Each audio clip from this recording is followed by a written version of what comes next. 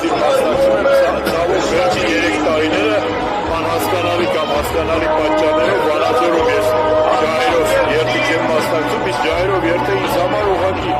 ոգեկոչման, ոչ ուրացման այս տարի գոնե ես ինչ-որ նկրտումներ եմ տեսնում որոշակի ուժերի կողմից ուրացման ինչ-որ ծես կազմակերպելու ու նաև ինձ համար, քանի որ Արցախի կորստից հետո այլևս հայկականության միակ միավորող և աներկբա չքննարկելի թեման հայոց ցեղասպանության ճանաչումն ու հայոց ցեղասպանության գոյությունն է, կարծում եմ սա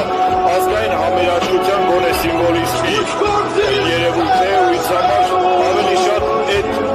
նշանաբանով եմ մասնակցում, որպեսզի մեր հայկականությունը